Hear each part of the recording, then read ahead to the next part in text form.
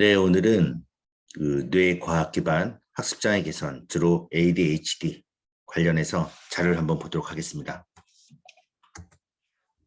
5월 13일 날 나온 신문기사입니다. ADHD 학생 느는 교실, 선생님은 괴롭다. 5살부터 14살 환자, 3년 새 25% 증가했고요. 수업 중에 느닷없이 고함, 혼잣말을 하는 아이들이 좀 많이 생기고 있고, 선생님들도 이렇게 하면서 이제 고성을 지르게 되고요. 수업 시간에 수업 진행이 중간중간 끊기게 되고요. 그부의 학습권도 침해를 받게 됩니다. 그래서 결론적으로 정부 차원의 진단, 치료가 교육 현실에 되게 필요하다. 이 얘기를 하고 있습니다. 정부 차원 진단, 치료 지원이 필요한데 원론적이죠.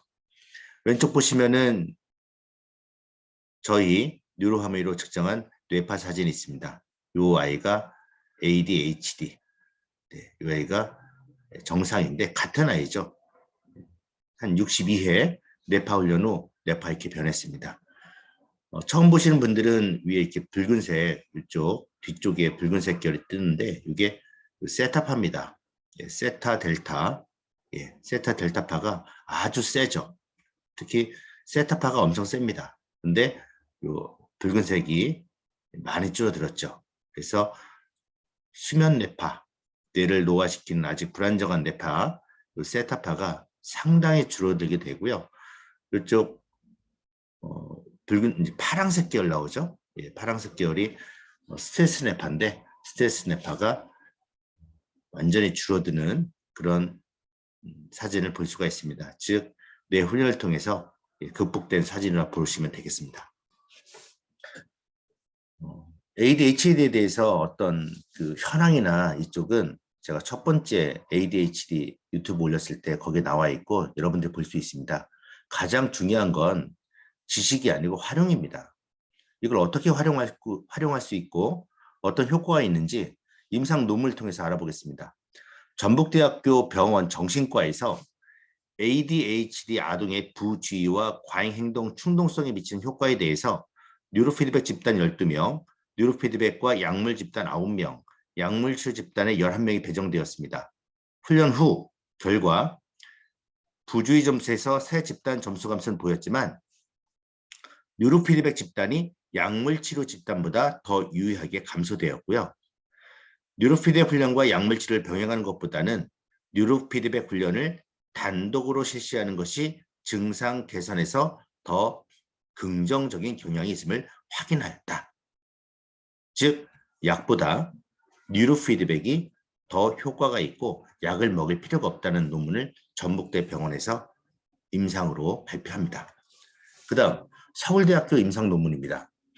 주의력 결핍, 과잉행동 장애 아동에서 뉴로피드백 치료의 효과에 대한 예비 연구입니다. 보겠습니다. 결과 부분에서 제가 캡처한 건데요. 본 연구에서 뉴로피드백만 시행한 5명의 아동과 약물 치료를 병행한 7명의 아동 모두 ARS 총점과 각 부분 점수가 호전되었으나 뉴로피드백만 시행한 아동이 점수의 차이를 더 보였다. 즉 전북대병원 뉴로피드백 훈련을 단독으로 실시하는 것이 증상 개선에서 더 긍정적이었고 서울대 뉴로피드백만 시행한 아동이 점수의 차이를 더 보였다. 네, 이런 결과가 나옵니다. 그래서 서울대 병원에서 지금 ADHD 하고 있습니다. 효과성은 입증됐고 비약물 치료 방법이고요. 고통이나 부작용이 전혀 없고요. 환자가 재미있게 치료 과정에 참여할 수 있고 그래서 적극적 참여를 유도할 수 있으며 약물을 부분 혹은 완전히 대체할 수 있다 해서 서울대학교에선 2008년부터 하고 있습니다. 저희 파나톡스 뉴로하모니 임상 논문을 보도록 하겠습니다. 아시아문 학술원에서 초등학생 대상으로 진행한 사례입니다. 어떤 아이들이었냐면 학부모가 동의했고요.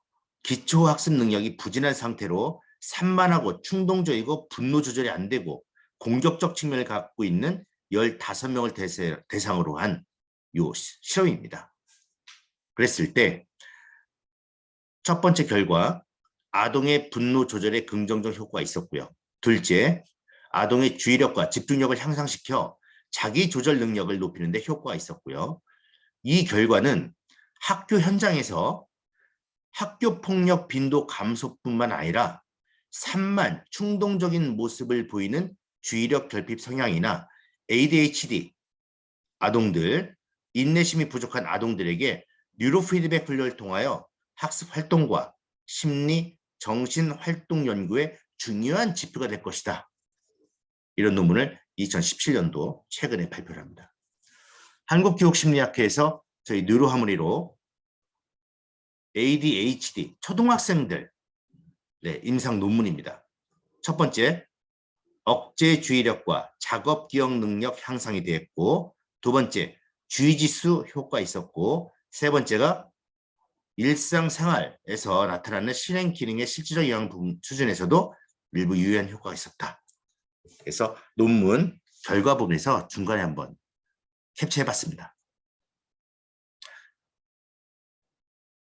지능 변화와 자기 효능감에 미치는 영향에서 주의지수의 향상의 효과를 확인할 수 있었고, 이런 효과는 기존의 안상균 이 연구 결과와 이제 부합한다는 거죠. 어떤 내용이냐면 사춘기 청소년의 자기조절 능력, 학습 동기에 미친 영향에서 주의지수 향상의 효과를 보았다. 즉 전두엽이 발달돼서 자기조절 능력이 향상된다. 아시겠지만 전두엽이 조절 판단하는 부분 아니겠습니까? 세 번째 결과는 이 내용입니다. ADHD 성향, 초등학생의 일상생활에서 나타나는 실행 기능의 실제적 영향 수준에서도 유의미한 효과가 있었다. 즉 주의 통제에 긍정적 영향을 미쳤다는 겁니다. 어떠한 일에 주의를 기울이고 집중하는 능력인 주의 집중과 새로운 상황과 정보를 향하여 주의의 틀을 옮기는 능력인 전환을 하위를 하는데 이 주의 통제에 대해서 긍정적 영향을 미쳤다는 겁니다. 그래서 마지막으로 하는 말이 뭐냐면 많은 연구에서 뉴로 피드백이 ADHD 아동의 주의력 향상에 효과가 있음을 확인하였다는 겁니다. 네. 그다음 세 번째 논문까지만 보겠습니다. 많은 논문들이 있지만 세 번째까지만 보겠습니다. 특수교육과 대학에서 나온 논문인데요. 결론만 보겠습니다.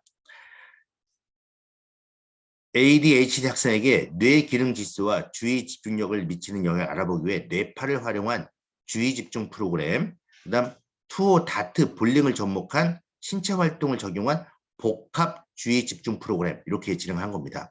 그래서 첫째, ADHD 학생들의 복합 주의 집중 프로그램이 뇌 기능 지수의 하위 지표인 자기조절 지수, 주의 지수, 뇌 지수의 표적 관련 신체 활동과 무처치 집단보다 긍정적인 효과를 나타냈다. 그 다음 ADHD 학생들에게 복합주의 집중 프로그램이 주의 집중력의 하위 지표인 선택주의력, 자기통제력, 지속적 주의력의 긍정적 효과를 갖고 왔다. 그래서 즉 요 뇌파 훈련과 신체 활동을 적용한 복합주의 집중 프로그램이 ADHD 아이들에게 효과가 있었다는 그런 임상 논문을 보았습니다. 결론 정리하겠습니다.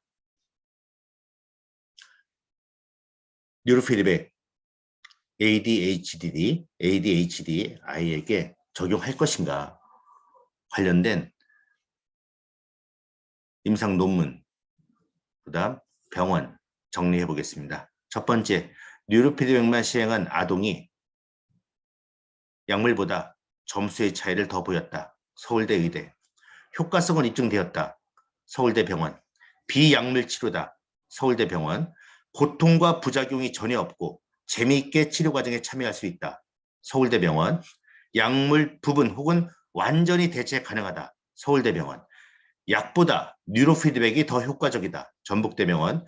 약물과 병행하는 것보다 뉴로피드백을 단독으로 하는 것이 더 증상 개선에 효과적이다. 전북대병원. 이렇게 정리해 보겠습니다. 마지막으로 모 대학의 파나톡스 뉴로하몬에 대한 소개글을 읽으면서 마치도록 하겠습니다. 네, 이 자료였고요. 이상심리학, 임상심리학을 들으시는 학우분들이 홍창희 교수님께서 자주 언급하시는 뉴로하모니에 대해 궁금하다는 의견이 있는데요. 이번에 임상 실험실에서만 가지고 있는 뉴로하모니에 대해 소개해드리겠습니다. 뉴로하모니는 뇌파를 보면서 스스로 일어나는 휴대용 뉴로피드백 두뇌 훈련 시스템으로 뉴로하모니는 세계 최첨단 기술 수준으로 그 효과는 이미 미국 심리학회, 세계 스포츠 심리학회, 미국 스포츠 심리학회, 응용 생리학 및 바이오 피드백 학회 등의 논문 발표와 제품 점시를 통해 세계적인 석학들로부터 찬사를 받고 있습니다. 현재 부산대학교 이렇게 쓰고 있다는 거죠. ADHD, 지적장애, 따돌림 등 여러 어려움을 겪는 사람들을 대상으로 하고 있습니다.